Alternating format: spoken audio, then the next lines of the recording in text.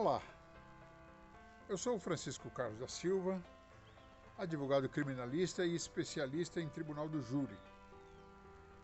Se você é profissional do direito ou gosta da matéria, eu quero um minutinho da sua atenção. Está sendo julgado pelo Supremo Tribunal Federal uma importante matéria para os advogados criminalistas, sobretudo e principalmente aqueles que atuam no tribunal do júri. Trata-se de um recurso extraordinário vindo de Santa Catarina, onde o caso foi o seguinte: o sujeito foi condenado em julgamento pelo plenário do júri a 26 anos de prisão pelo crime de feminicídio duplamente qualificado e posse irregular de arma de fogo. Ok. Como o cidadão, o réu, tinha cumprido, ou tinha respondido ao processo solto, o juiz concedeu-lhe o direito de recorrer em liberdade.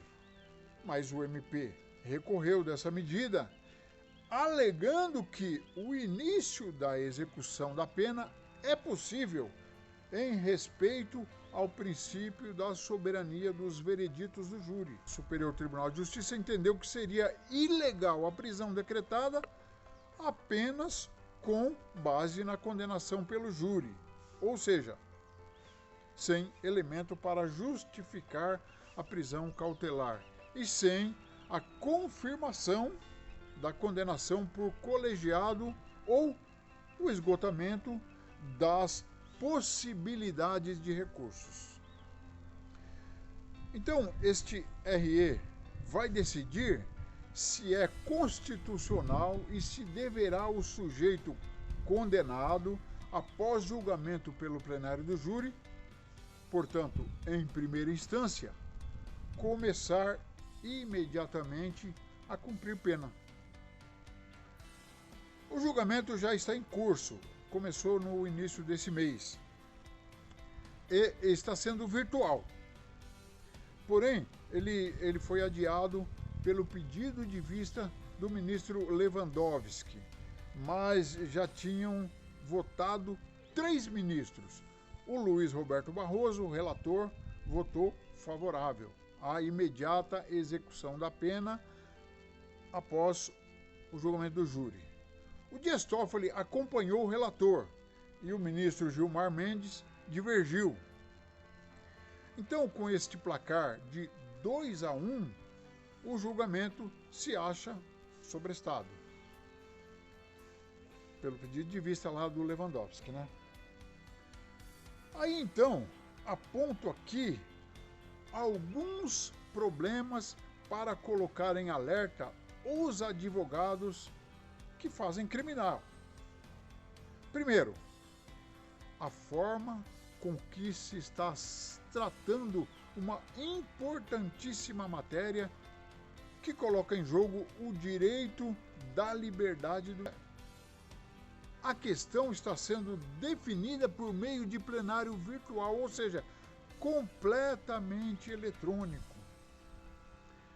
Esse procedimento estava sendo utilizado apenas em casos de menor complexidade, onde as partes interessadas, o procedimento que eu digo, esse virtual, são consultadas e, se acharem necessários, apresentam memoriais por escrito apenas.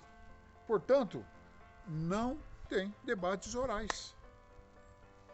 Bom, mas acontece que, em razão da excepcionalidade e do momento causado pela pandemia do novo Covid-19, ampliou-se então a possibilidade de julgamento virtual para casos de grande relevância e de natureza constitucional. Desse modo, este importantíssimo julgamento não terá qualquer sustentação oral, pois não haverá debates presenciais. Será tudo pelo sistema eletrônico, sigiloso, onde será resolvida a questão sem maiores discussões. Então, me parece que fere gravemente o princípio da publicidade dos julgamentos. Ora, decidir uma questão dessa magnitude, sem a transparência da discussão para a sociedade civil, que afinal de contas é a maior interessada, pois é aquela que sofrerá os efeitos da decisão. Creio que fere o princípio da publicidade, sim. Mas o problema não fica só na questão da forma. Em caso de se adotar posicionamento de que é possível a prisão do sujeito, o sujeito condenado, apenas em primeira instância, logo após o julgamento pelo tribunal do júri, e sem a necessidade de avaliação dos requisitos da prisão preventiva, restaria violado o princípio constitucional da presunção de inocência. Concorda? Lembre-se, a DIN 54, julgada em novembro do ano passado, afastou a obrigação da prisão após condenação em segunda instância. Lembram? Pois é, o próprio Supremo, acolheu a interpretação do texto constitucional que prevê que ninguém será considerado culpado até o trânsito em julgado da sentença condenatória.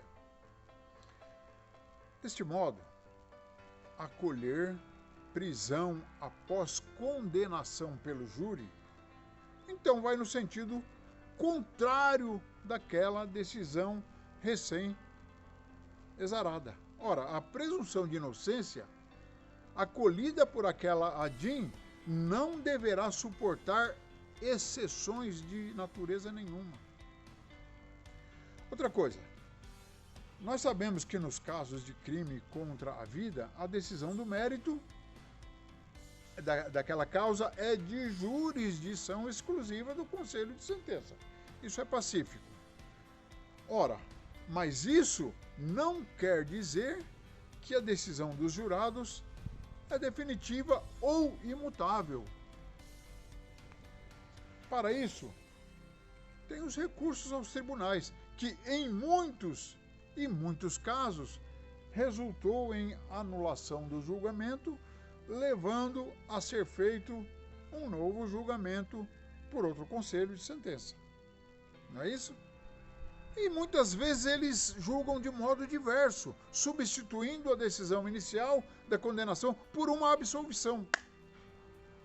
Portanto, se subsistir alguma possibilidade de absolvição, persiste também o estado de inocência do sujeito. Por fim, é conveniente também mencionar que o pacote anticrime, a Lei 13.964, já está em vigor. Ela deu nova redação ao artigo 492 do CPP.